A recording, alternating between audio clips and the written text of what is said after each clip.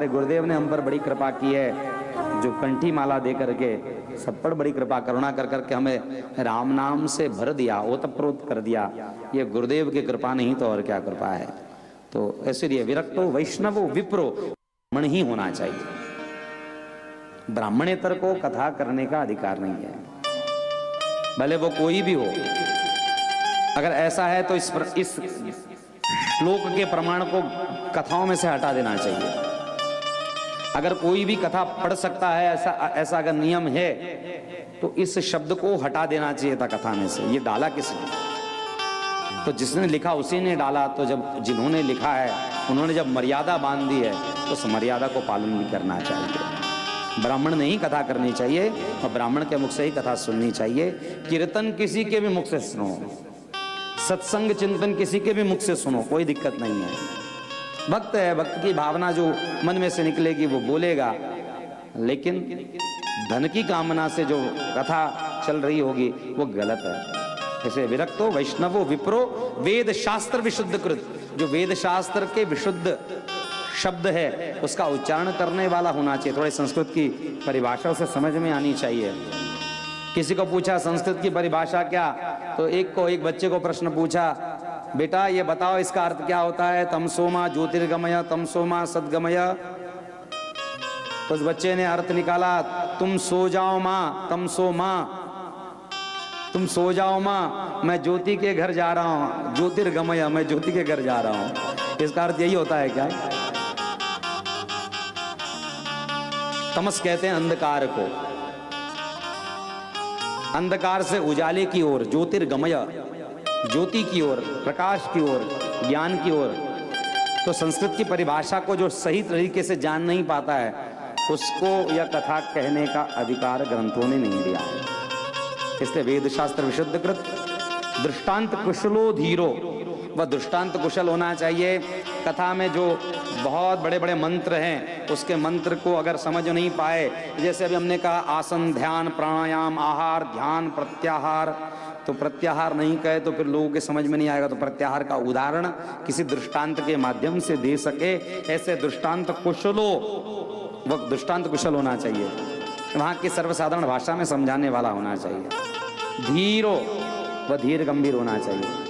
और वक्ता कार्योति निस्पृहा, सजा दे,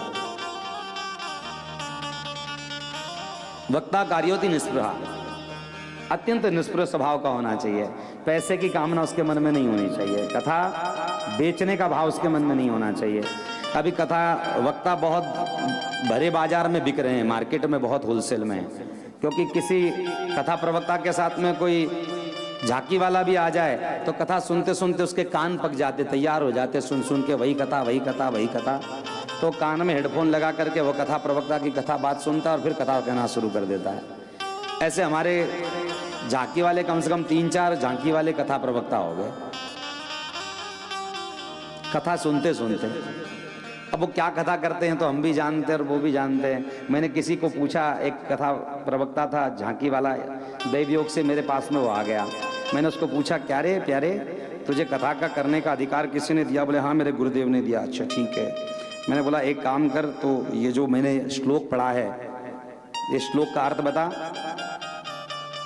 अभी जो श्लोक मैंने पढ़ा इस श्लोक का अर्थ बता कि विरक्तो वैष्णवो विप्रो वेद शास्त्र विशुद्ध कृत दृष्टांत कुशलो धीरो वक्ता कायोति निस्पृहा। हम सेंधवा कथा में जा रहे थे उस समय में, वो झांकी वाला मेरे साथ ही था, तो वो इधर उधर बगले झांकने लगा। वो ऐसा है अभी तैयारी बाकी है।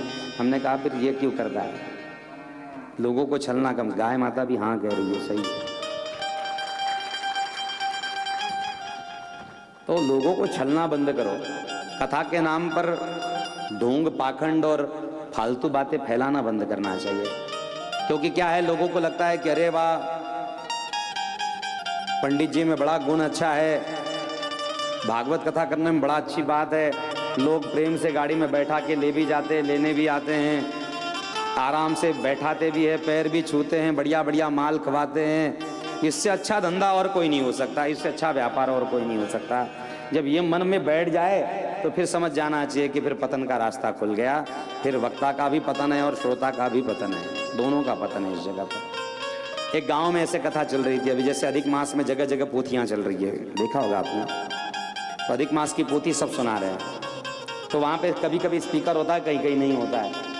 तो अधिक मास की पोथी चल रही थी, पंडित जी कथा सुना रहे थे, और पंडित जी कथा सुनाते सुनाते कह रहे थे, श्री सुखदेव जी महाराज ने परीक्षित जी को ये कहा, इतने में 2-4 महिलाएं जो है वो पीछे से आती थी और आगे बैठती थी, उनकी आदत बुरी थी, वो आती पीछे से थी और बैठती आगे थी। तो वो जब जाती हैं माताएं कथा सुनने, तो गांव की माताएं क्या करती है, एक सूप होता है, एक पात्र होता है, उस पात्र में थोड़ा सा गेहूं, थोड़ा चावल, थोड़ा सा मूंग, थोड़ा ऐसा सब रखती हैं सीधा, और सीधा आटा लेकर करके वो जाती थी। और रोज पंडित जी के सामने 5-7 बर्तन रखे होते थे, तो गेहूं चावल जिसमें डालना होता था अलग अलग में। ऐसे गांव में कथा अभी भी होती है, ऐसा नहीं कि अभी नहीं होती। तो जल्दी जल्दी में देरी हो जाती थी कथा होने में, तो बैठने की जल्दी वाली होती थी, अपनी जगह संभालनी है, तो कभी गेहूं को चावल में, चावल को गेहूं में डाल देती थी। और पंडितानी बड़ी नाराज, पंडितानी कहा, काम धंधा तो कुछ ठीक ठाक है नहीं, कैसे वैसे कर करके घर में दाल रोटी चलती है, उसमें भी कम से कम गेहूं चावल ठीक से लाया करो, अब ये तुम्हारा पसारा हमसे कुछ निपटता नहीं है, ठीक से लाया करो। तो पंडित जी के दिमाग में वो बात बैठ गई, पत्नी की बात दिमाग में ये बैठ गई कि पत्नी ने कहा है कि गेहूं को गेहूं में डालना, चावल को चावल में डालना। अगले दिन कथा आरंभ हुई, सुखदेव जी महाराज ने परीक्षित जी से यह कहा, इतने में वो महिला आई। सुखदेव जी महाराज ने परीक्षित जी से कहा कि सुनो देवियों, गेहूं में डालना, चावल में डालना, आटे में डालना। तो कथा हो गई सुखदेव परीक्षित जी की बाजू में, और गेहूं चावल की कथा शुरू हो गई। इसीलिए दृष्टांत कुशलो धीरो वक्ता कायोति निस्पृहा, क्या आ रहा है क्या जा रहा है भगवान भरोसे छोड़ देना चाहिए।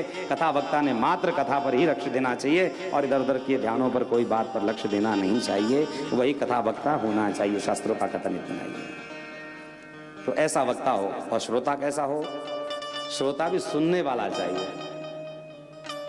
कई श्रोता से आते हैं, अरे सेठ जी ने बुलाया है, गर्ग परिवार का निमंत्रण है, मैं नहीं अगर गया तो फिर मारा टेवे कैसा है, मेरे यहाँ कैसे आएंगे, माझ्याकडे कसं काय, म्हणून जायचंय, मिलना है, बैठना है। तो लोग कथा में बैठते तो हैं, और पहली श्रोता में, पहली पंक्ति में बैठने वालों में अगर अच्छी लाइन में बैठने वाले लोग बैठ गए तो अच्छी बात है श्रोताओं में, और अगली लाइन में अगर सुनने वाला कम और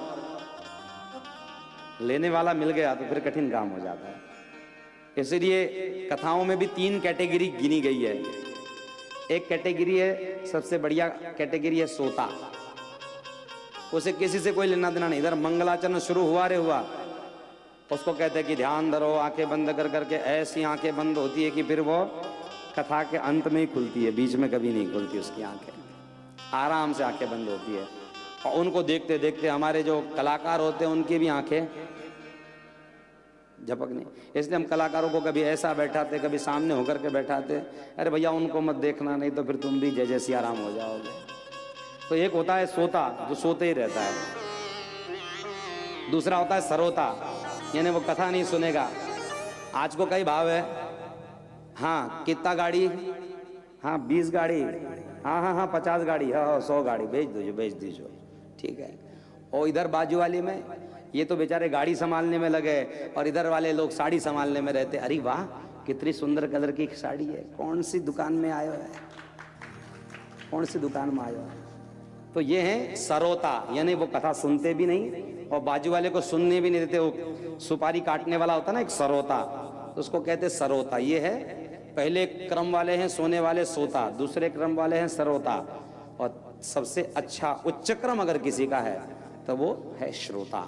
और श्रोता कौन है, ये रामचरितमानस में रामचंद्र जी स्वयं कहते हैं, मम गुण गावत पुलक शरीरा, पुलक शरीरा, गद गद गिरा, नयन बर